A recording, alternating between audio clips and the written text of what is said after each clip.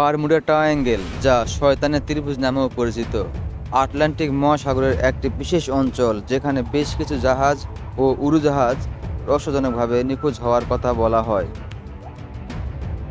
অনেকেই মনে করেন ওই সকল অন্তর্ধানের কারণ নিছক দুর্ঘটনা, যার কারণ হতে পারে প্রাকৃতিক দুর্যোগ অথবা চালকের অসাবধানতা। আবার চলতি উপকথা অনুসারে এসবের পিছনে দায়ী হলো কোনো অতি প্রকৃতির কোনো শক্তি বা ভিন্নভাবে কোনো প্রাণীর উপস্থিতি। তবে এ বিষয়ে পর্যাপ্ত তথ্য রয়েছে যে যেসব দুর্ঘটনার উপর ভিত্তি করে বারমুডা ট্রায়াঙ্গেলকে চিহ্নিত করা হয়েছে তার বেশ কিছু ভুল কিছু লেখক দ্বারা প্রতিরঞ্জিত হয়েছে। এমনকি কিছু দুর্ঘটনার সাথে অন্যান্য অঞ্চলের দুর্ঘটনার কোনো পার্থক্য নেই। এই ত্রিভুজের উপর দিয়ে মেক্সিকো উপসাগর থেকে উষ্ণ সমুদ্র স্রোত বয়ে গেছে। এই তীব্র গতির স্রোতই মূলত অধিকাংশ অন্তর্ধানের কারণ। এখানকার আবহাওয়া এমন যে হঠাৎ করে ঝড় ওঠে আবার থেমে যায়, গ্রীষ্মে ঘূর্ণিঝড় আঘাত আনে। বিংশ শতাব্দীতে টেলিযোগাযোগ, রাডার ও স্যাটেলাইট প্রযুক্তি পৌঁছানোর আগে এমন অঞ্চলে জাহাজডুবি খুব স্বাভাবিক একটি ঘটনা। এই অঞ্চল বিশ্বের ভারী বাণিজ্যিক জাহাজ চলাচলকারী পথগুলোর অন্যতম একটি। জাহাজগুলো আমেরিকা, ইউরোপ ও ক্যারিবিয়ান দ্বীপপুঞ্জে যাতায়াত করে। এছাড়া এটি হলো প্রচুর প্রমোত্তরীর বিচরণ ক্ষেত্র। এই অঞ্চলের আকাশপথে বিভিন্ন রুটে বাণিজ্যিক ও ব্যক্তিগত বিমান চলাচল করে। ত্রিভুজের বিস্তৃতির বর্ণনায় বিভিন্ন লেখক বিভিন্ন মত দিয়েছেন। কেউ মনে করেন এর আকার ট্রাপিজয়েডের মতো, যা ছড়িয়ে আছে ফ্লোরিডা, বাহামা এবং ক্যারিবিয়ান দ্বীপপুঞ্জ এবং ঈশ্বর পূর্ব দিকের আটলান্টিক অঞ্চল জুড়ে। আবার কেউ কেউ এগুলোর সাথে মেক্সিকোর উপসাগরকেও যুক্ত করেন। তবে লিখিত বর্ণনায় যে সাধারণ অঞ্চলের ছবি ফুটে ওঠে তাতে রয়েছে ফ্লোরিডার আটলান্টিক উপকূল, পুয়ের্তো রিকো, মধ্য আটলান্টিকে বারমুডা দ্বীপপুঞ্জ এবং বাহামা ও ফ্লোরিডা স্টেজের দক্ষিণ সীমানা, যেখানে ঘটেছে অধিকাংশ দুর্ঘটনা। ত্রিভুজ গল্পের ইতিহাস।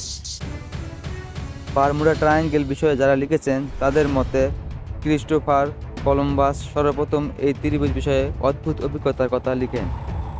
তিনি লিখেছেন যে তার জাহাজের নাবিকেরা এই অঞ্চলের দিগন্তে আলোর নাচানাচি, আকাশে ধোঁয়া দেখেছেন।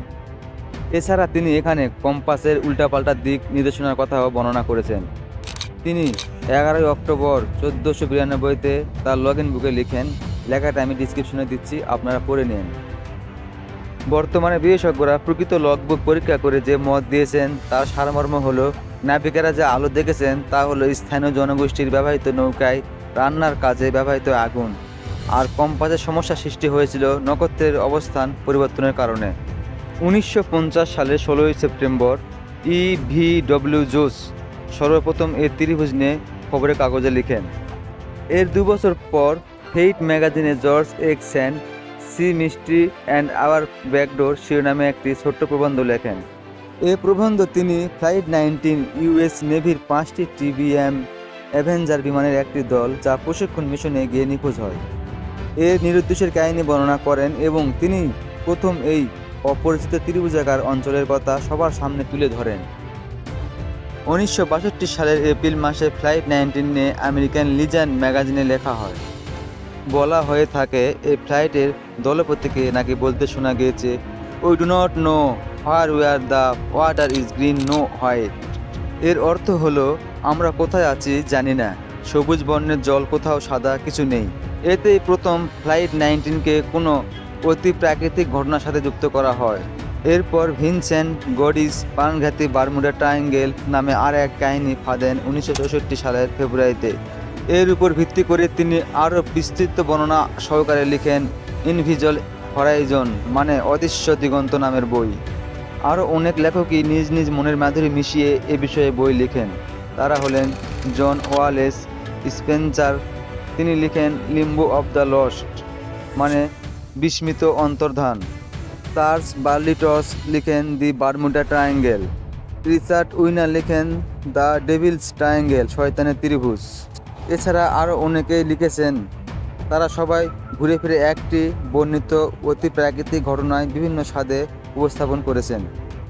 লরেন্স ডেভিড কুইস হলেন অ্যারিজোনা স্টেট ইউনিভার্সিটির রিসার্চ লাইব্রেরিয়ান এবং the Bermuda Triangle mystery solved 1975-এর লেখক। তার গবেষণায় তিনি চার্লস বার্লিস্ট এর বর্ণনার সাথে প্রত্যক্ষদর্শীদের বর্ণনার সঙ্গতি তুলে ধরেন। যেমন যথেষ্ট সাক্ষ্য প্রমাণ থাকার পরেও বার্লিস্ট বিখ্যাত ইটসম্যান ডোনাল্ড ক্রোহার্স্ট এর অন্তর্ধানকে বর্ণনা করেছেন রহস্য হিসেবে।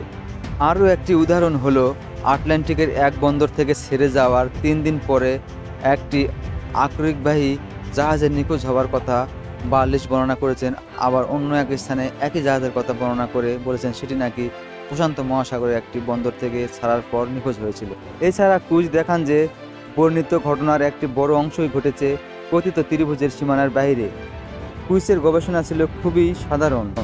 তিনি শুধু লেখকদের বর্ণনায় বিভিন্ন দুর্ঘটনার তারিখ, সময় ইত্যাদি অনুযায়ী সেই সময়ের খবরের কাগজ থেকে আবহাওয়ার খবর আর গুরুত্বপূর্ণ ঘটনাগুলো সংগ্রহ করেছেন, যা গল্পের লেখকেরা বলেননি। কুইসের গবেষণায় যা পাওয়া যায় তা হলো বারমুডা ট্রায়াঙ্গেলে যে পরিমাণ জাহাজ ও উড়োজাহাজ নিখোঁজ হওয়ার কথা বলা হয় তার পরিমাণ বিশ্বের অন্যান্য সমুদ্রের তুলনায় বেশি নয়। এই অঞ্চলে গ্রীষ্মকালীন ঝড় নিয়মিত আঘাত হানে, যা জাহাজ ও উড়োজাহাজ নিখোঁজ হওয়ার অন্যতম কারণ। কিন্তু বার্লিস্ট বা অন্যান্য লেখকেরা এ ধরনের ঝড়ের কথা অধিকাংশেই এড়িয়ে গেছেন। অনেক দুর্ঘটনার বর্ণনাতেই লেখকেরা কল্পনার রং ছড়িয়েছেন। আবার কোনো নৌকা নির্দিষ্ট সময়ের চেয়ে দেরিতে বন্দরে ভিড়লে তাকে নিখোঁজ বলে প্রচার করা হয়েছে। আবার কখনোই ঘটেনি এমন অনেক ঘটনার কথা লেখকেরা বলেছেন। যেমন 1937 সালে ফ্লোরিডার ডেটোনা সমুদ্র তীরে একটি বিমান দুর্ঘটনার কথা বলা হয়, কিন্তু সে সময়ের খবরের কাগজ থেকে এ বিষয়ে কোনো তথ্য পাওয়া যায়নি। সুতরাং কুইসের গবেষণার উপসংহারে বলা যায় লেখকেরা অভিজ্ঞতার কারণে অথবা ইচ্ছাকৃতভাবে বারমুডা ট্রায়াঙ্গেল নিয়ে বানোয়াট রহস্য তৈরি করেছেন। আর সেই সঙ্গে সঙ্গে সকলের প্রতি শুভেচ্ছা ও ভালোবাসা দিয়েই ভিডিওটি শেষ করলাম। ধন্যবাদ সকলকে।